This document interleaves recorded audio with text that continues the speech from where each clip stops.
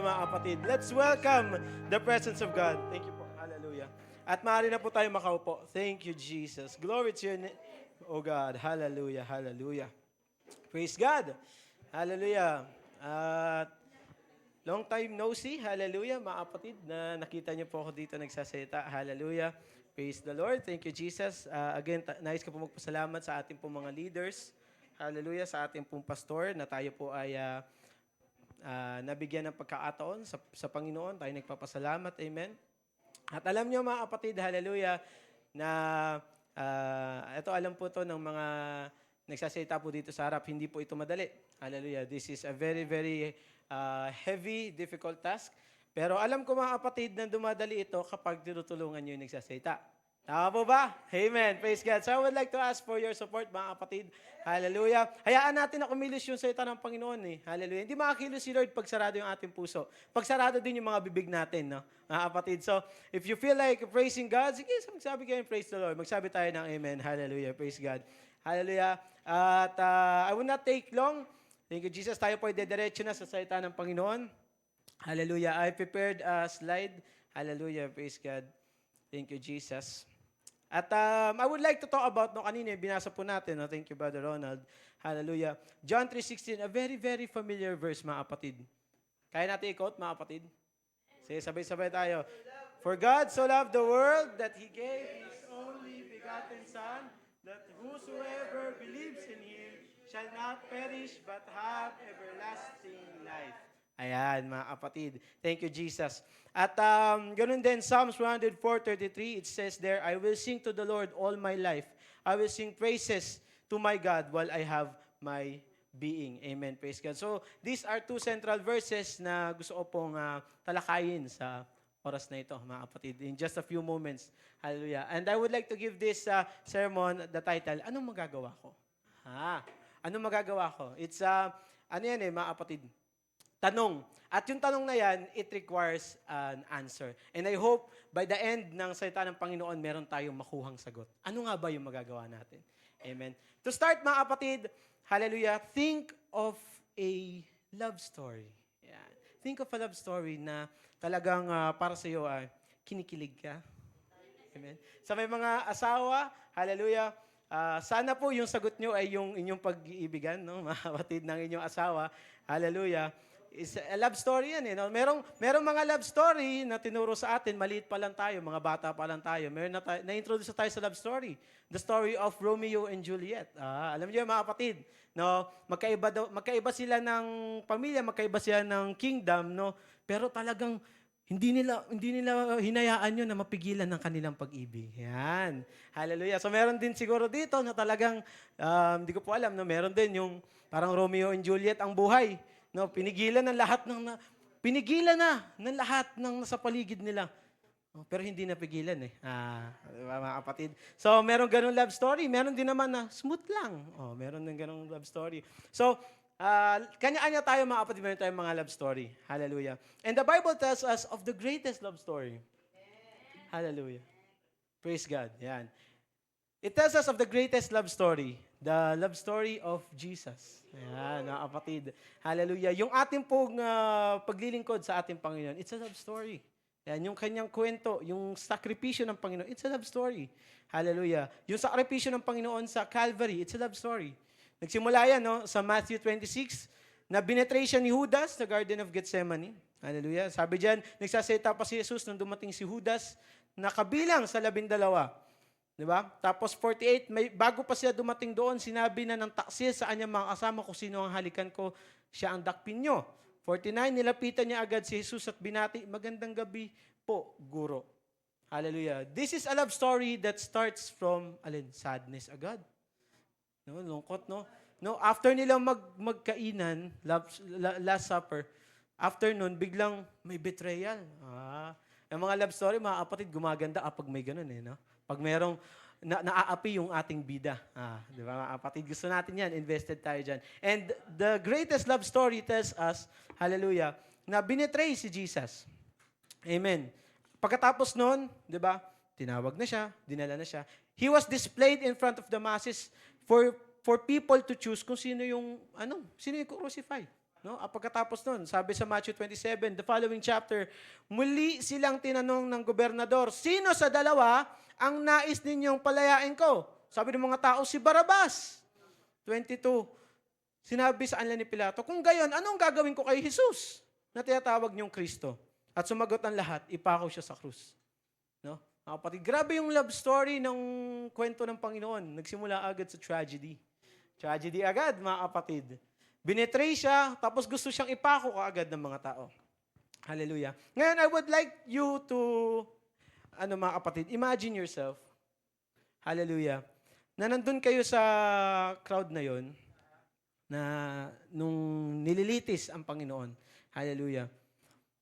Imagine yung sarili nyo na may mga tao sa paligid, mainit, siksikan, nagsisigawan, maingay. Hallelujah, nandun si Jesucristo. Can you imagine being associated with Jesus? Hallelujah. Anong sabihin yan? Imagine mo ba na maididikit yung pangalan mo kay Jesus? Siguro ngayon, mga kapatid, matapang na tayo, pwede. No, di na, ihaya ko, ilalaban ko pangalan ni Jesus. Pero yung mga apostolis nga ng mga panahon, yung mga tagasunod nga ni Jesus, nagtakbuhan sila eh. Mga kapatid. So can you imagine being associated with Jesus during that time? No, mga kapatid. Na, oy, ikaw, kasama ka nung nililitis. Siyempre, matatakot ka kasi baka ikaw din, litisin ka din. No, mga kapatid. With all of that shame, no, mga kapatid, yung takot, tayo ay nandun sa crowd, i-consider ba natin na tulungan si Jesus? Papasok ba sa isip natin na tulungan si Jesus? Knowing na may possibility na na ma-acquainted tayo sa Kanya, na madikit yung ating pangalan sa Kanya. Hallelujah. May isip ba natin yun, mga kapatid, na tulungan si Jesus? Hallelujah. And in the Bible, it says there that there is at least one person, hallelujah, na tumulong kay Jesus. Isang tao na kinonsider yung bagay na yun. We can read, hallelujah, in Matthew 27, Simon of Cyrene, na nagbuhat ng cross ng Panginoon. It says there, mga kapatid, hallelujah, na there is someone that is ready to share the burden with you.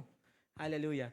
Meron tayong mga problema, mga kapatid, na ayaw nating aminin sa iba. Ayaw nating aminin kahit sa ating sarili. Merong mga bagay at meron tayong mga iniisip, mga kapatid, na tatakot tayong ibahagi sa iba. Bakit? Bakit? Hallelujah. Ano ba yung kinakatakot natin? Pag may nagtanong ng problema, anong problema mo? Anong problema mo? Pera. Anong problema mo? Diba? And sometimes, we are too scared. Most of the time. Madalas, mga kapatid, natatakot tayo magsabi at magkwento ng ating problema. Bakit? Ano yung pipigil sa atin? Maybe it's pride. Hallelujah. Baka isipin nila na ako'y mahina. Hallelujah. Maybe kasi naisip natin na baka kaawaan nila tayo. Ayaw natin na kaawaan tayo. Hallelujah. Praise God. But the Bible says na meron, kahit nga si Jesus di ba? Sa kanyang physical na pangangatawan, kinailangan niya ng tulong. There is someone that is ready to share the burden with us, mga kapatid. Hallelujah. At tayo, meron sa mga sa mga kabataan, no, mga kapatid, na nauso yung oversharing.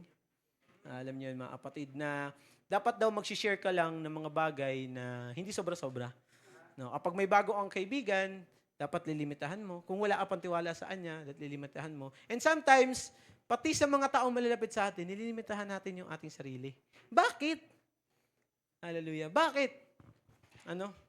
Kung si Jesus nga, kinailangan niya ng tulong para may magtulong sa kanya na magdala ng cross niya, hallelujah, anong pumipigil sa atin na tayo din? No? Mga kapatid, i-share natin yung burden natin sa iba. At sabi dito, mga kapatid, sa Bible daw, no, they believe that Simon the Cyrene, hallelujah, is one of the first Christian, according sa mga nagsa-study ng Biblia, sa mga theologists.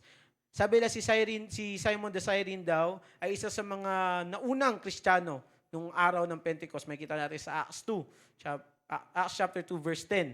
Hallelujah. At isa daw siya doon sa mga nanguna. Hallelujah. So makikita natin, mga kapatid, yung kanyang pagsunod sa Panginoon. Hallelujah. He helped Jesus during the time na kinakailangan ng Panginoon ng tulong. Hallelujah. At isa siya sa mga unang naniwala sa Panginoon. Hallelujah. And we can think of it as a mirror sa ating mga sarili. Hallelujah. Natatakot tayo, iniisip natin na baka walang nagtitiwala sa atin. Nagtatakot tayo na sa ating kahinaan, hallelujah mga kapatid, na walang sasama sa atin. Hallelujah. But Jesus, in His vulnerable state, sa kahinaan ng Panginoon, physical, hallelujah, merong sumama sa Kanya. Hallelujah. Merong nakinig sa Kanya. Merong, hallelujah, nagbuhat ng cross niya. Kinuha yung cross na daladala niya. Panginoon, ako na dyan. Jesus, ako na magdadala ng iyong cross. Hallelujah. And sa atin, mga kapatid, this is the benefit of going to church. This is the benefit ng pagdalo ng gawain ng Panginoon. Hallelujah. Mga kapatid, minsan kinakalimutan natin yung importansya ng pagdalo sa gawain ng Panginoon eh. Hallelujah. Hindi na natin, pinagpapaliban natin yung simbahan. Ayoko munang umattend. Hallelujah. 4 hours lang tulog ko. Inaantok pa ako. Mahina pa yung katawan ko. Ang lamig ng higaan. Naka-on pa yung aircon namin. Hallelujah. Ayoko munang tumayo. Hallelujah. Nakatutok pa electric fan sa akin. Pagpapaliban ko muna yung gawain. Hallelujah. But it says here, kanino mo isi-share yung burden mo kung hindi ka nga umaatin ng simbahan? Kung kanino, yung nakakaintindi sa atin, sa ating problema, nandito. Pero yung iintindihin namin, wala dito. Ha? Mga kapatid, hallelujah. Kaya may tumulong kay Jesus nung panahon na iyon, hallelujah. Simon is there, Jesus is there at the right time. Pareho sila, magkasama sila eh. Di ba? Hindi naman niya matutulungan si Jesus kung wala siya doon. Mga kapatid, naintindihan niyo po? Hallelujah. Hindi ka matutulungan ng kapatid, hindi ka matutulungan, hallelujah, na salita ng Panginoon kapag nagsasalita dito, hallelujah, kung wala ka dito. Amen, mga kapatid. Everybody say, praise the Lord. Praise God. Hallelujah. At yan ang sinasabi sa atin ng Biblia, hallelujah. Ng kwento, ng love story ng Panginoon. Hallelujah. Love story of God, it begins with sadness, tragedy, and then it develops into someone caring, no? Na sinishare ang problema, sinishare ang kabigatan. Hallelujah. And it is believed, moving forward na mga kapatid, it is believed that Jesus was crucified in the 3rd hour. Hallelujah. So inaral ko ito mga kapatid kasi sa Biblia nakalagay doon, 3rd hour daw na crucify ang Panginoon. At inaral ko yung Jewish na time, no? Kasi anong sabihin ng 3rd hour sa atin? No, ang sabi ng mga theologists is the 9 o'clock daw ng umaga. No? Sa kanila kasi, sa Jewish time, no, medyo nalito din ako mga kapatid dito. Ang Jewish time, 12 hours. Simula sa, nagka-count yung araw nila, simula sa paglabas, sa paglubog ng araw hanggang sa pagsikat. Ganon din sa pagsikat hanggang sa paglubog. So, ganon ang oras ng at hindi siya fix. Sa atin kasi, 1 oras, 60 minutes. Hindi, sa kanila, kung ano yung nade-determine nila na okay, parang medyo iba na yung taas ng araw, panibagong oras na ito. So, hindi fix yung oras nila. Pero sabi dyan, 3rd hour, so simula 6 o'clock, 3rd hour, 7, 8, 9, mga kapatid. So, 9 o'clock daw napako si Jesucristo. At namatay si Jesus ng 9th hour.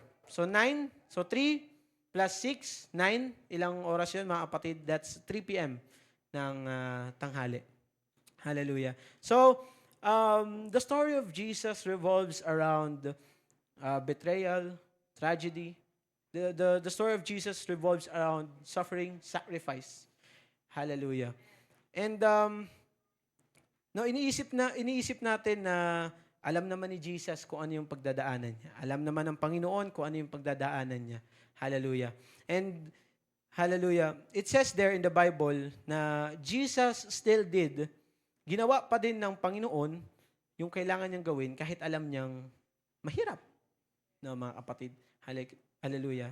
At nung nandito si Jesus, kahit alam natin na siya ay Diyos, pero nung nandito siya sa physical na katawan, pati yung katawan niya nagrereklamo. Hallelujah. Ayaw ng katawan niya. Sabi niya nga, di ba, mga kapatid, Matthew 26, hallelujah.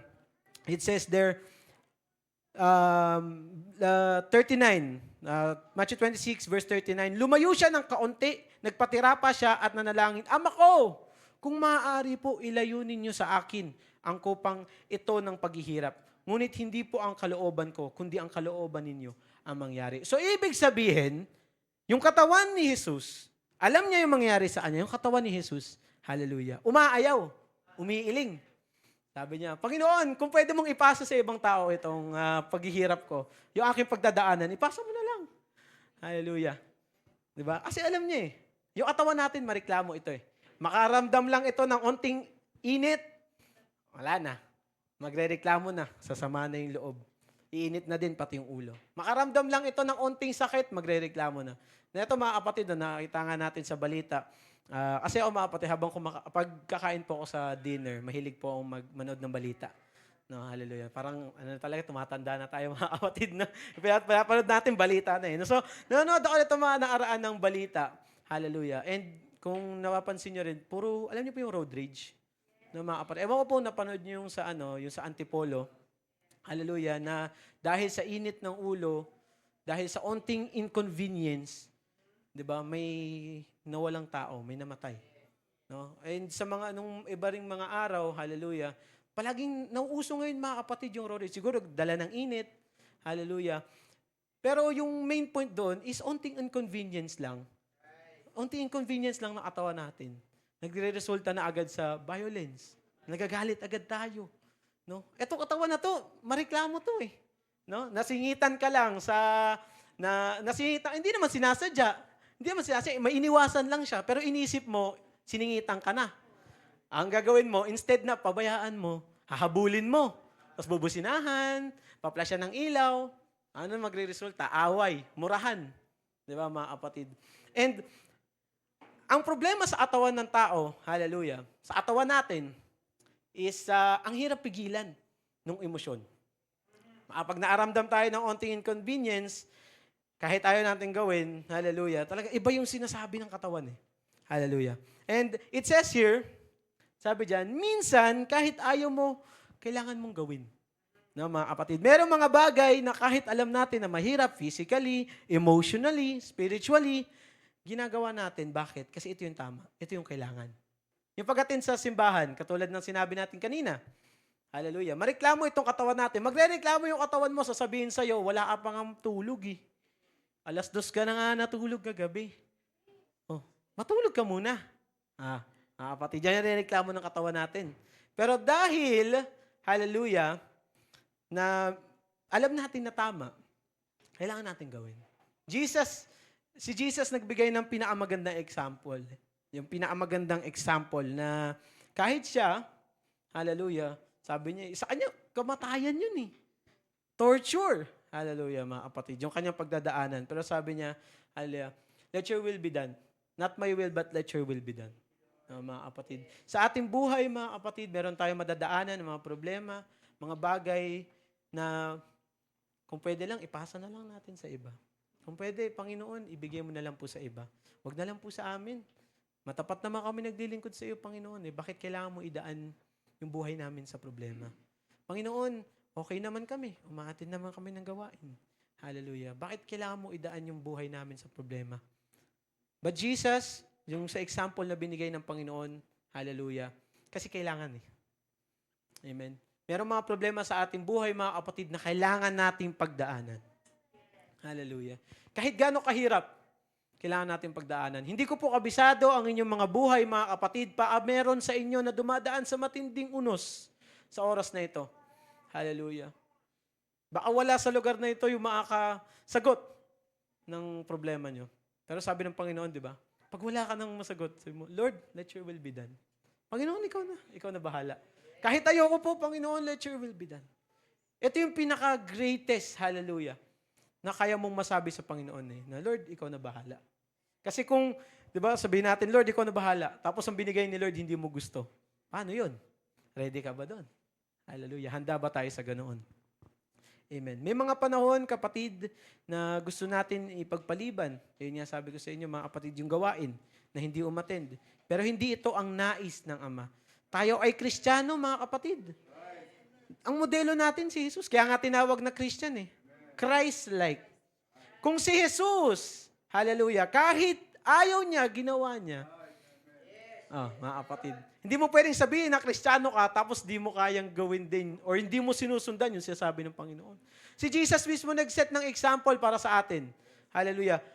Na kahit ayaw niyang gawin, kahit umaayaw yung kanyang laman, ginawa niya. Hallelujah. No?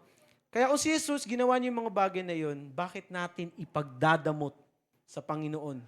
Yung pagdalo, yung pagsama sa mga gawain. Hallelujah. Maliit na bagay yan mga kapatid. Hallelujah. Maliit na bagay lang yung pagdalo sa mga gawain. Maliit na bagay sa lahat ng sakripisyo na binigay ng Panginoon. Hallelujah. Thank you, Jesus.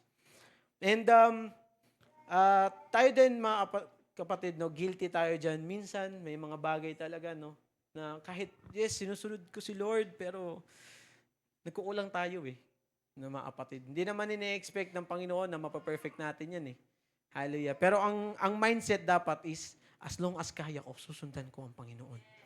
As long as kaya ko, susundan ko ang Panginoon. And that question arises, hallelujah, ano nga ba? Diba? Sabi diyan, kung ganun, ano ang pwede kong gawin para kay Jesus? Kung ganun nga, sige, gagawin ko kung ano yung gusto ng Panginoon, kahit ayaw ng laman ko. Pero ano yung pwede kong gawin para sa Panginoon? Matthew 22:37, sabi diyan, sumagot si Jesus, ibigin mo ang Panginoon mong Diyos ng buong puso mo, buong kaluluwa mo, at buong pag-iisip mo. First thing na pwede natin gawin, mga kapatid, is to love God with all our hearts. Kapag ikaw ay nagmamahal, mga kapatid, meron ka bang tinatabi? Hallelujah.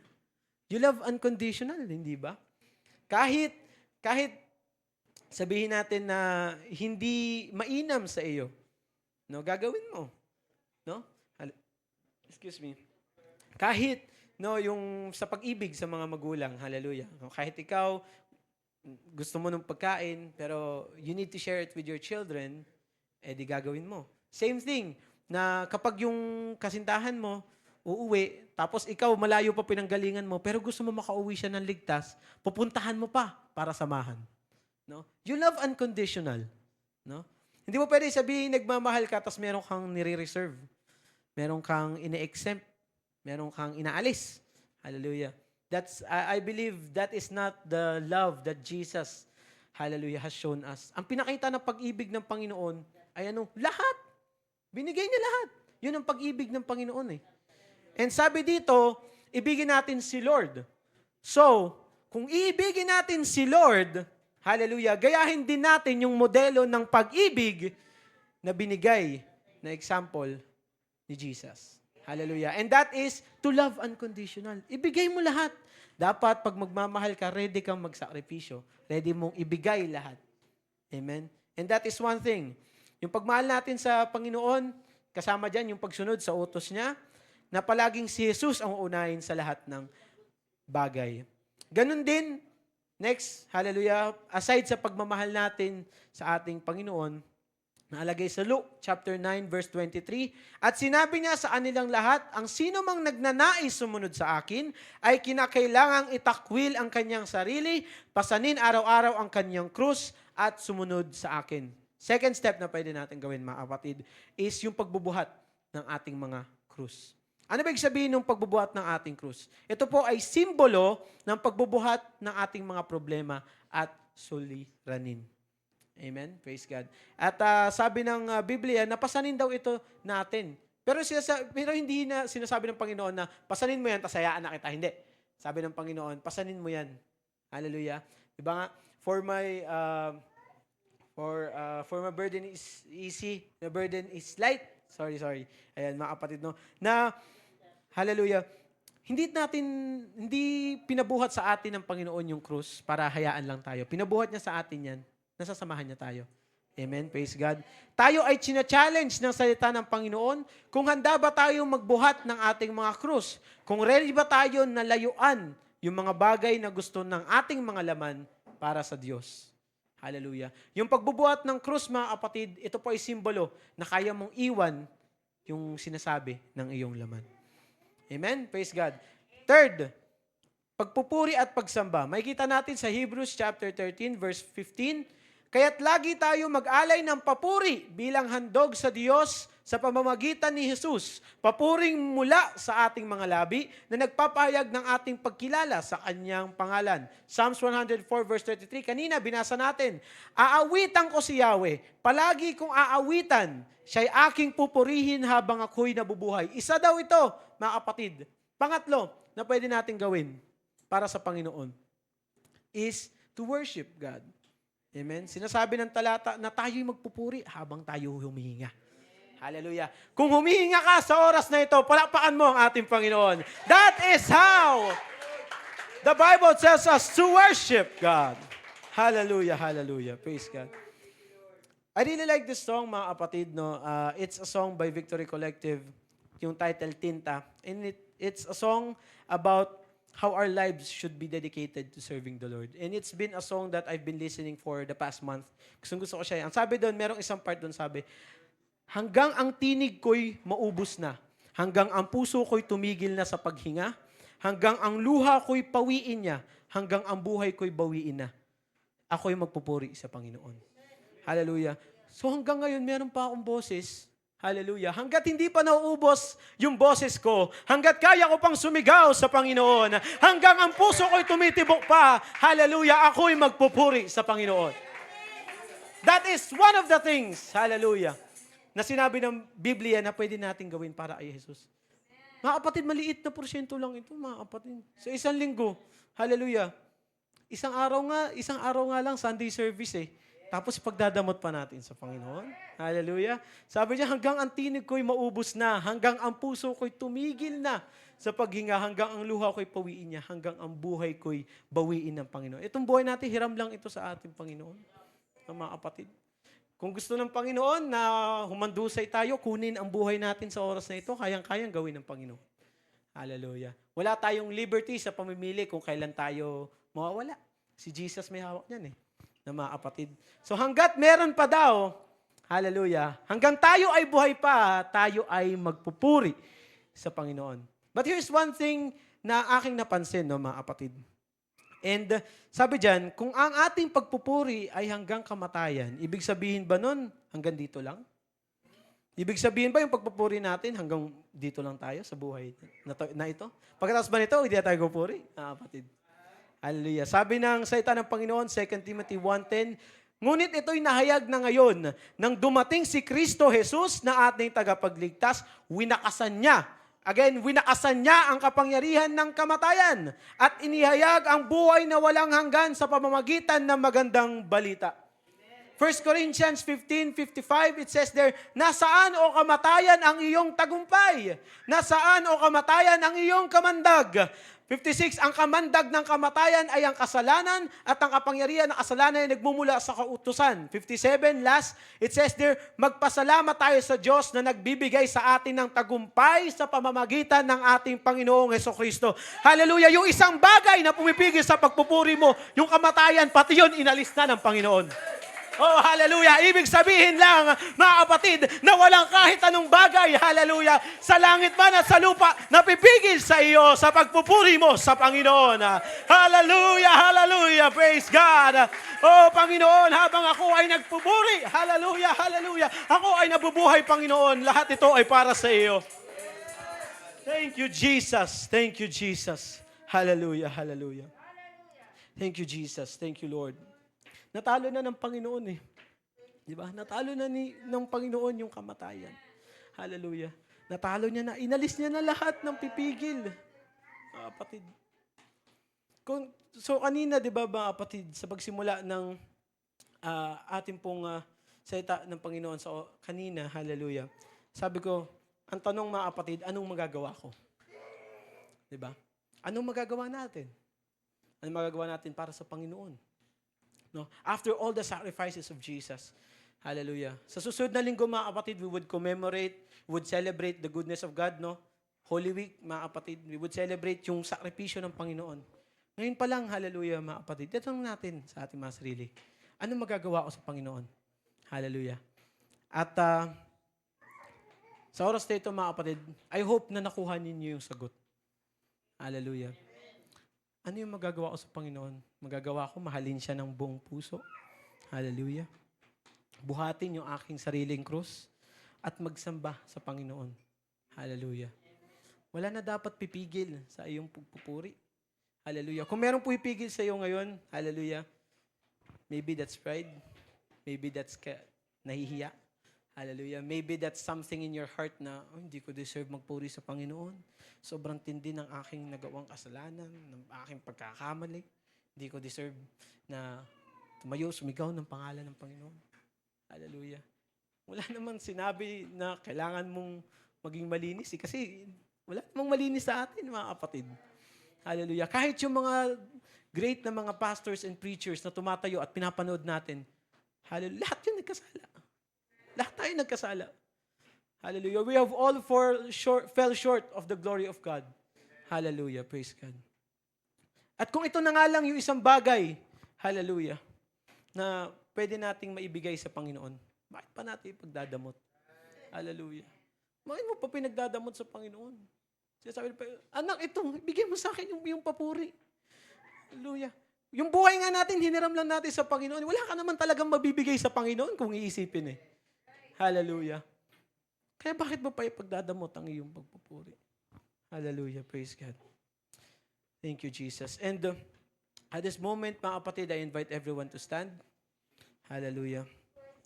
Nais ko po sa oras na ito, hallelujah, wala tayong ibang gagawin. Sa oras na ito, sa ilang minuto, mga kapatid, hallelujah, meron pa tayong panahon. Hallelujah. I don't want for us to do anything. Ang gusto ko lang magpuri.